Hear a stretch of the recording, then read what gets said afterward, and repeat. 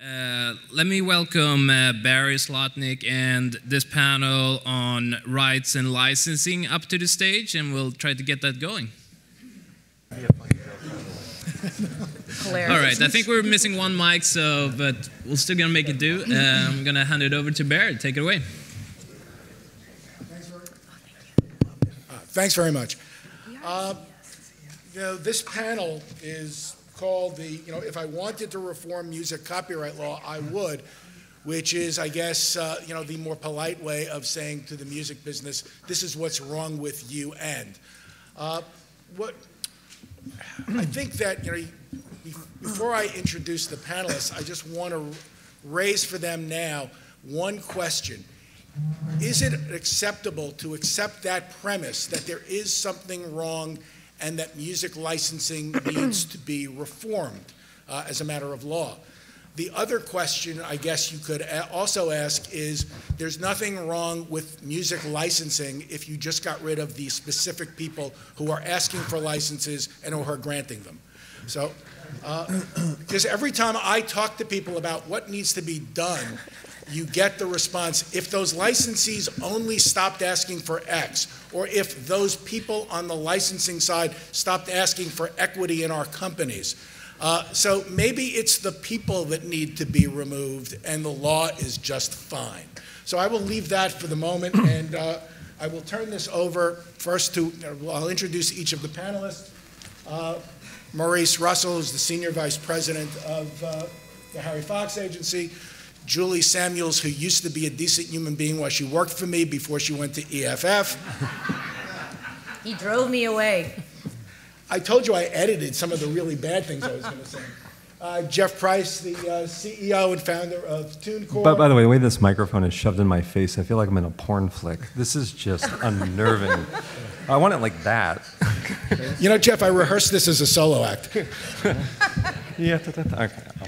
Michael Petricone, who's the Senior Vice President of Government Affairs for CES. Cecily Mack, Vice President and General Counsel of Rhapsody. And Michael Drexler, who's the Executive Director of Business Development at BMI. So I'm going to just toss out for whomever wants to start, is there something truly wrong with the way licensing is conducted, and what would you do to make it better, assuming it needs to be fixed? Don't all jump at that. I have no problem. I'm just trying to well, I think copyright law is fine. I think people that create intellectual property should be compensated for it. I think the founding fathers created a great framework for us to work within, and I think the problem now is, as you so succinctly put it, it's not the law, it's the people involved in enforcing it. The RIAA no longer represents the music industry. I'm sorry, it doesn't. A majority of releases being distributed, bought, sold, shared, downloaded are happening outside of that traditional infrastructure. But there's no voice for them on Capitol Hill until FMC has shown up. On the direct licensing side, public performance agencies are fantastic things. They get people money. They can do things that I can never do, but there's other things that I can do better than they can do.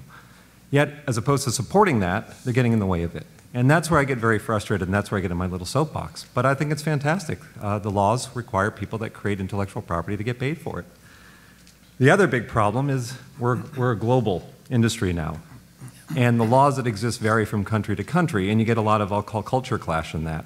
For example, a kid can click a button in the United States and have his music be sold in Japan, and yet that poor individual's rights are being infringed upon when the digital music service doesn't have the appropriate licenses and isn't making the payments back to that individual, and instead are making it to a local collection agency that has no right to represent them, and then splits their money and throws some of it into a black box and gives it to guess who?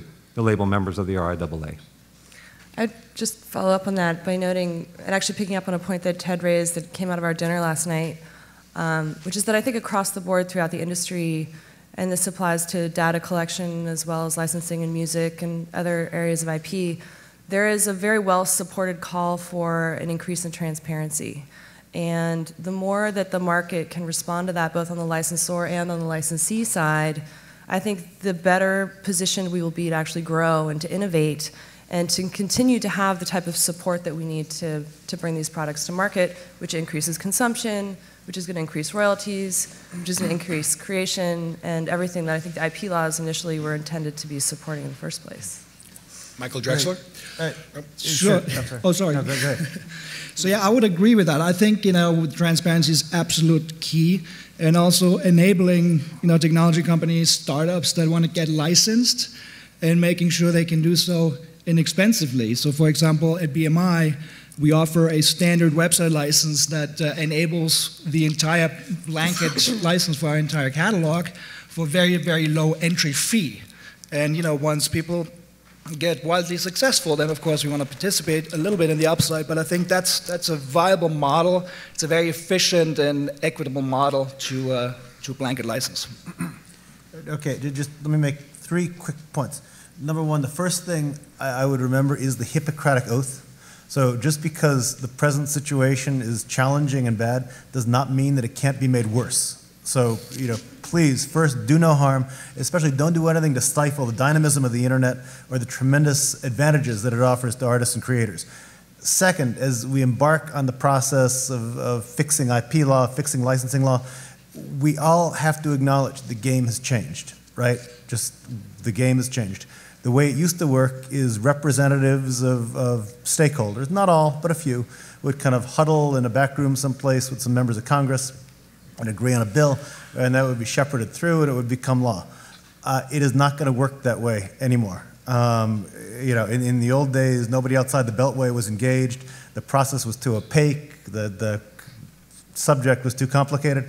And whether you look back fondly on those days or not, those days are gone. And now millions of people realize they have an interest in IP law. The stakeholders are engaged. They got to be part of the process. So as we move forward, that's how it's going to work. And if anybody thinks the whole PIPA-SOPA thing was somehow some weird aberration or a one-off situation, look what happened with the anti-counterfeiting trade agreement in Europe last week. So it's a new world that we live in, and just as a matter of procedure and process, we need to work within that new world. Number 3, the music industry is in a time of tremendous change, and what we're trying to do is bring more money in and grow the pie and make sure that artists create opportunities for artists to be compensated. So first, let's pick the low-hanging fruit.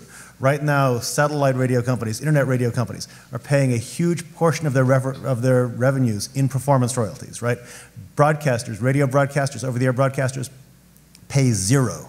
This is unconscionable. It's a relic of an older time. It's a testament to the broadcasters' great lobbying process, but it's tremendously unfair to internet radio. It's tremendously unfair to artists. That needs to stop, and that needs to stop now.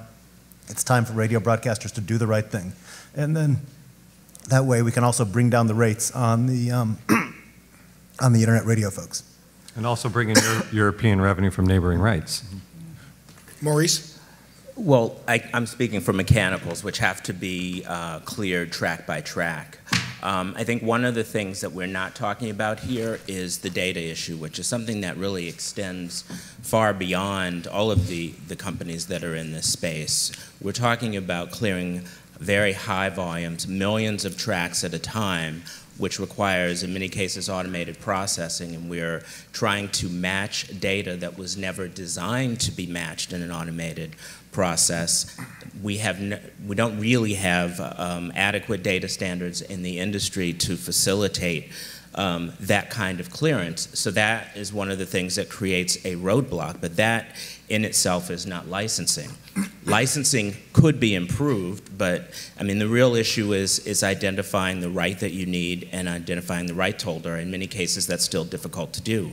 And it's getting worse in an environment where the barriers to entry are lower and we have more independent labels and licensees participating in the DIY market.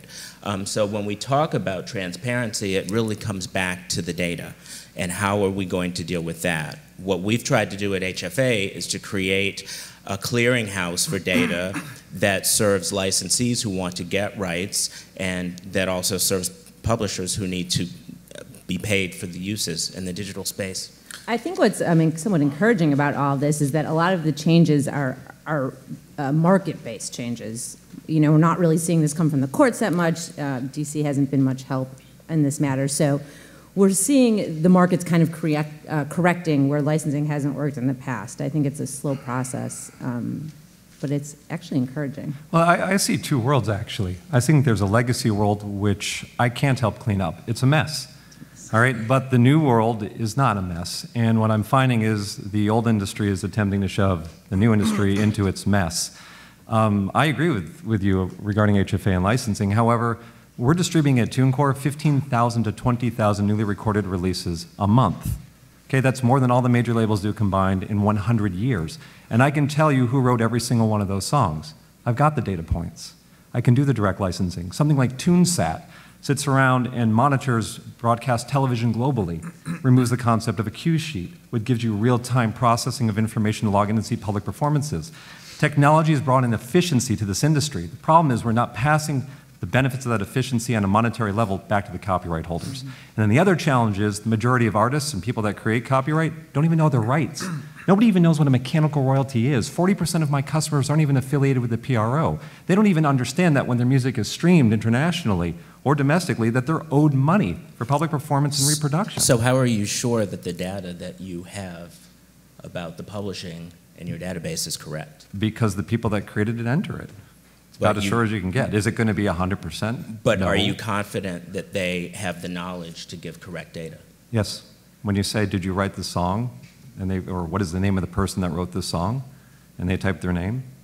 I mean, there's your songwriter and your publisher. Because our customers are both. As a litigator, I really like that certainty, because that's what guarantees full employment for litigators forever. Yeah. That I wrote this song. So thank you, and keep up the good work. L'chaim. Getting back, I guess, to the question, if we all could step back and fix one thing, if there was one magic bullet that we each perceive as the thing that would, if not cure the patient entirely, at least make him breathe better for a while, what would that be? Let's start at the other end. Michael, what would the one thing be that you'd like to change? Well, first of all, again, I think the blanket license approach works. And so whatever changes we need to make to facilitate that, that'd be great. But you know what I would love to see, I mean, as well the whole PIPA, SOPA discussion. I mean, we're talking about, the technology providers and how difficult it is to police their platforms. But right now we're on the total opposite end of the spectrum, where, the rights holder has to police all these hundreds of thousands of websites and mobile apps to make sure that there's no infringement going on, and that's an absolute Herculean task. I mean, that's a big burden that's put on those guys. So what I would like to see is some accountability, right? If you want to take advantage of your safe harbor, then there should be some minimum monitoring going on your service, which is technically possible with companies like TuneSat and others, to make sure that there's no infringement going on your platform. Cecily? I think I'm the only distributor on the panel, is that right? You are. Okay, I'll try to speak on behalf of the distributors. And I have two comments on this. For a distributor such as Rhapsody, I think that the one thing we would elect to fix would be to streamline the mechanical royalty clearance and payment process. It is so burdensome, and it takes such a phenomenal amount of resources to track down the tens of thousands of publishers that we want to pay for use of their content on our service or their copyrights on our service. It's just a phenomenal barrier to entry for a smaller service, and it's an incredibly resource-intensive component of our business as a very well-established legacy service. Speaking for a smaller distributor or one that's seeking to enter into market, I think that a perhaps even bigger problem is getting the sound recording license in the first place. And we had, just as recently as last week at SF Music Tech, somebody from a major record label basically sit there and say publicly that to get that license from the major record label, you need to bring significant advances, you need to give up equity in your company. I could comment further on that, but it's just it's a brutal reality for companies that want to do something really innovative and cool and come into market. And I think it's perhaps too significant of a barrier. Well, there is good news on that. Their lever, their big stick diminishes daily. because the value of the catalog decreases daily, with a rare exception. But they're And since still, it- it's still there. It is. And I'm afraid a lot of people in this room are very familiar with that. So this becomes Shakespearean. First thing we do, kill all the lawyers. Yes, I would actually agree with that, and I am a lawyer. And then litigate about it. We'd like some protective custody for the lawyers up here when we leave the panel. Yes. Michael? Okay, again, once again, requiring broadcasters, over-the-air broadcasters, to pay performance royalties is a no-brainer. It should have happened yesterday. It should happen tomorrow. The current situation is just factually unjustifiable. To respond to Cecily's comment, Congress has made one attempt to simplify the clearing of the composition right. It failed, and it failed primarily because some on the content side put a whole bunch of provisions in there that were objectionable and didn't have anything to do with the underlying purpose of the bill. Congress should try again because it needs to be done. To respond to Michael, in terms of putting the onus on service providers to police their services, you know, the United States is the leader in the internet economy. If you think about it, you have all these companies that were on stage with all the great internet companies, they're all American. And that's not a coincidence. It happened because we made certain choices. And one of the choices we made was to structure our internet law so that if you're a young person, you're starting a company, you can go and start your company and know that you're not going to get sued, and know under the Digital Millennium Copyright Act that if there's infringing stuff that ends up on your service, as it will, somebody will let you know, and you take it down, and you're in compliance with the law. And that has accounted for the explosion of the internet economy over the last 10 years. That was a wise choice and a good thing. However, the issue of infringement is a real issue. And there are different ways of taking it on, most notably follow the money approaches, like that exemplified by the Open Act, which has been introduced in the House and the Senate. And I would encourage all parties to come together around the Open Act or a similar follow the money approach and address the issue of internet piracy that way. You know, we put on the Consumer Electronics Show in Las Vegas. And as you walk around the halls of CES, of the world's top 1,000 brand names, you're probably seeing about 500 of them. So the notion of infringement and counterfeiting is a big issue for us. And we'd be happy to work with the content industry on a sensible, targeted approach to get at online infringers. First, I want to applaud Rhapsody because they've entered into a deal with TuneCore to allow us to pay back the songwriters directly to bring that efficiency in, getting money back to people more quickly. And I hope that's the thing I like to bring to the marketplace, is this efficiency. In regards to your comment, I completely agree with you. The internet's exploded, and it's because Congress, and I'm going to give them credit, passed Digital Millennium Copyright Act. I might not like Orrin Hatch politically, but his name is attached to that, and he did sing a Stuart Little song. So he actually did. So that point aside, on the other hand, I have a real hard time with the idea that I create something that has value and Motorola gets to take it and climb off of my hard work and my intellectual property in order to generate itself revenue. Can I just take their copyrights and patents, make my own cell phones without licensing their technology, build a new industry, and not have to worry about them? And would I be pleased if Congress allowed me to do that? Of course, right? I mean, so that's the counterpoint. But I am more on your side. I just wanted to bring up the counterpoint. But to your question, what would I change? I would change the way we talk about it, because that to me brings the solution. What we talk about is the music industry. We should be talking about the artist.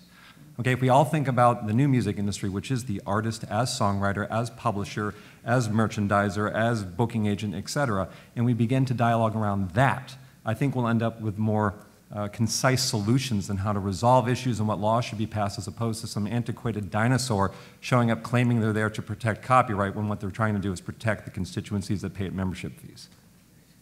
And actually, to build on that, I totally agree with Jeff, and I think over time, so long as we, as Michael said, do no harm, we're going to end up closer and closer to that. The technologies are going to allow it.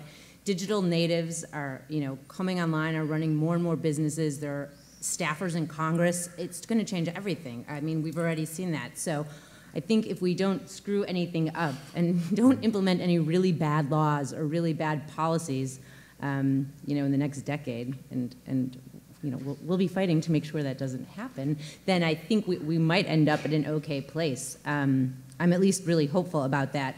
The other thing I would say, just to add on to Michael's conversation, I hope this isn't too far off the reservation, but when you're talking about whose responsibility it is to monitor, you have to remember this is actually like a First Amendment balancing thing. This is a country founded on free speech, and it's a really, I think we often forget that piece of the conversation, and I do not like to do that, so. The worst thing that can happen is the general population gets educated, because it's true, because Well, there's what happened last month. a hell of a lot more people, there's a lot more artists than there are members of the RIAA, and if they understand what's going on, they can influence change in Capitol Hill, because then they'll be the voice. But they've got to understand this stuff in order to make those changes. Does anybody really believe that the artist is going to truly influence what is going to happen on Capitol Hill? Casey Yes. does. Yes.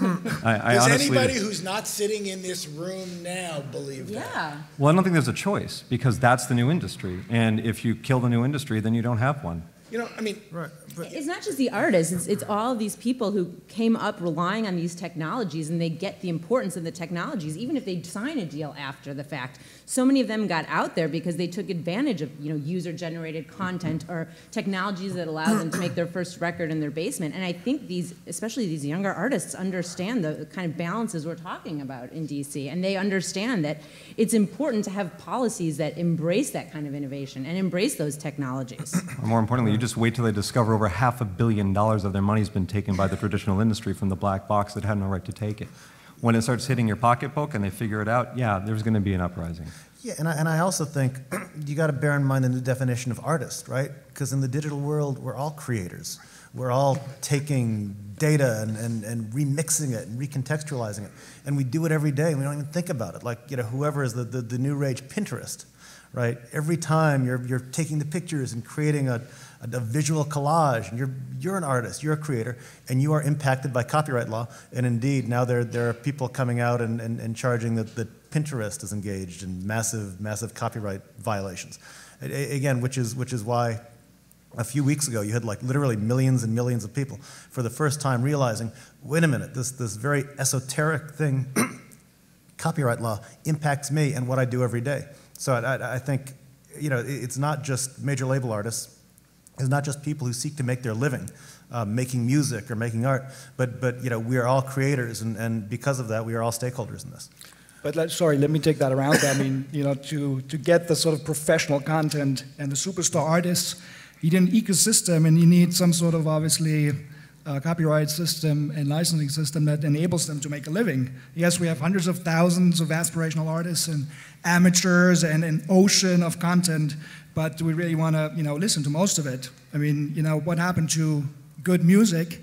And I think for that you need tastemakers, you need people who do artist development, you need an ecosystem that allows people to make a living and not have to have a second or third job.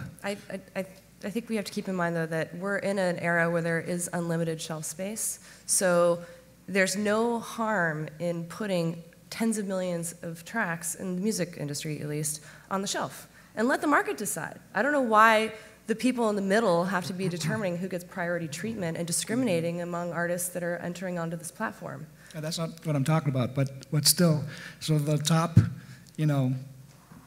let's say superstar artists, right? They're generated from somewhere. I mean, you still need radio play, you still need marketing support, you still need somebody who believes in you and finances your career, and that's not going to change. And your millions of long-tail artists, absolutely, they're there, and I would love to discover new music, and there's a lot of independent stuff out there that's great. They're also significantly empowered by tools that are available to them now to help achieve that exposure that they didn't have the ability to use 20 years ago.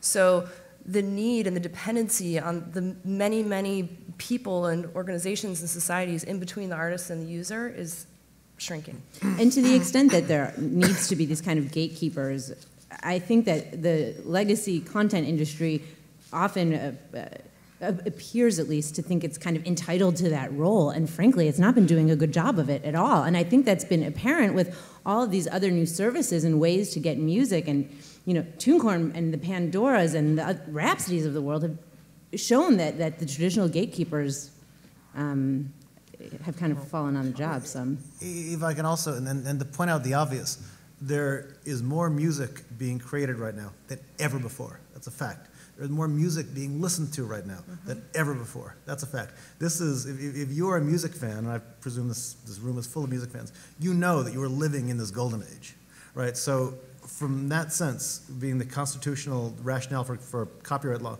is to promote the progress of the useful arts, right? Not to maximize compensation to any group, but to make sure there's as much stuff out there as possible, and then it's working. But is this really the golden age if you're a musician? Yeah. Yes. Well, hold on. Hold No, on. that's it. That was It's over, way Your too Honor. quick an answer. Our customers have sold 500 million units of music and earned $250 million. What does that mean in revenues, though? I mean, I put up the data publicly on our website to show you what our customers earn. The Civil Wars, who just won a Grammy, it gets difficult for me because they can't disclose their earnings, but I can tell you they've sold millions and millions of units, and you guys know what they make when a song sells on iTunes. And you know what? They're not the exception anymore. We had 4 millionaires come through TuneCore in 2011. That's 4 millionaires. And we did a data stratification of how many made more than 10,000, how many more did 50,000. Most don't earn that much money, but most never did. But now more of them are making some money where before all of them were making very little. 98% of what the labels released failed, and of the 2% that succeeded, less than 0.5% of them ever recouped in advance in order to make a band royalty. That wasn't the frickin' golden age. At least they had the advance, which is not such a bad And they thing. gave, it is if they have to spend it to record the master recordings and assign ownership of it back to the label and then recoup all their marketing expenses and pay their lawyer and their manager, and each band member ended up with $5,000 in their pocket. It's not like they walked out and bought huge houses. That wasn't, 1 in a million got that. This was not a fucking golden age. Artists did not swim in money in the traditional music industry. You had your Lady Gagas and you had your U2s and your Depeche Modes, right? But if you actually get through the mid-90s, you kind of lost those bands because we became a one-hit industry with no artist development.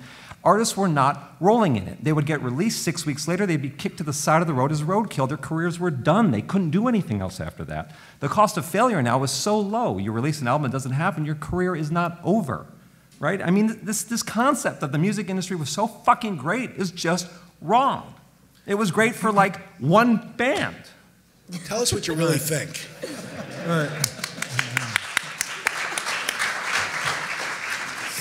I was warned about him. Wait, can I just add, if I could just, and if anybody wants to see like actual numbers that back up what you just said, I would recommend a report called The Sky is Rising. It was by Michael Masnick, and it's on TechDirt, and you can probably access it right now. But these are not opinions. There are actual revenue numbers to back this up. Maurice, you've been somewhat quiet because you haven't been able to get a word in, but let's go. Well, I do want to go back to licensing, and we were talking about our dream scenario, and I agree with Cecily and Michael. I think that the best thing for mechanicals would be a blanket mechanical license. We almost got there in 2006. Hopefully, notwithstanding a crowded legislative schedule and many issues in Washington, we'll get there again at some point. I think the key thing to focus on, though, in 2006 is that we did have the labels, the publishers, and the digital service providers sort of on the same page about it. So I think that the industries are capable of coming together to find the right solution. At the end of the day, it's about enabling content and commerce. This wouldn't necessarily solve the data issues I raised earlier. It pushes them to the back end, but at least it gets the content out there and creates royalties and revenues for everyone. Has the landscape really changed other than adding, a third corner to the triangle? In the, what some of us would consider the good old days, you had artists and writers on one side, you had record companies and music publishers on the other, and you had the inevitable tension between them, whether they were haves, have-nots. Some artists were more of haves than some of the labels. Now you add a digital component to that, and perhaps you've added yet a greater have than the old-time haves. I think when we talk about transparency, I think when we talk about having a world in which every artist can be on the shelf, which is admittedly a good thing, although not very many of them are making any money, which is, I think, a bad thing. More than they made before. Yes. Perhaps. No, more than they made before. It's not a perhaps. It's an empirical fact. So let's talk facts. For example, U.S. music revenue, artist share, rose 16% from 2002 to 2010. Live rose 32% from 2002 to 2010. Licensing up 37% and publishing up 12%. Again, these aren't opinions, these are facts. So let's talk about the facts. But this is because the digital world, which wasn't licensed several years ago, is now being licensed. So the entire concept of music should be free. I'm assuming that no one, on this panel believes that should be the case. I think it's up to the artist to decide that. I agree. Some artists are more than happy to make their music free, and then they choose to monetize in a different way, and I think that's great. And I think the tension has changed because now the distributor and the musician or the artist don't need to be separate. They're oftentimes, their interests are now aligned, and that's better. That's better for fans, and that's better for artists. It's bad for the traditional gatekeepers. Yeah, the industry has changed from one of exploitation, which, I run a record label, so exploit the master composition, to a service industry. Mm-hmm. The way we keep ourselves in business in the new music industry is by serving the content creators, not by controlling their copyrights. And those that can do that best win. And that's kind of what a management company does. Record labels are becoming management companies, and management companies are becoming record labels. That's what a 360 deal is, right? And that's a service model industry where you have to earn the right to keep your customer. And if you can do it better, faster, cheaper, more transparency, more revenue coming back, you win. And if you can't, someone else will do it, and then you lose. But when 360 deals first came around, most people in the artist community were looking at that, this is a bad thing. Because why should I give my record company my music publishing? Why should I give them my merchandising? You're going to roll everything into one advance, which is undoubtedly smaller than if I can go out into the marketplace and shop for all of those things. So while the 360 deal may promote some efficiency, it doesn't necessarily help the artist. You're right, but Michael's point, and I agree with him adamantly, is it takes, Hillary Clinton takes a village. It's hard to do this all on your own. I was just glad that you said I was right. After that, It's true, though, but you need a team. It's difficult to do on your own, with rare exception. Management companies are a 360 deal. They just are 360 deals without having to own the copyright or control it exclusively. And for me, if someone's offering me that deal and they want to control my copyrights, you better fucking earn it before I transfer ownership of my child to you. Or you got to write a really big check with lots of zeros to the left of the decimal point, right? So if you screw up, I'm still okay. So what should the role of a gatekeeper be, and who should have that role? Well, gatekeepers make their own editorial subjective decisions. They can make up their own rules, and the rest of us can decide if we like it. Well, if you're an artist...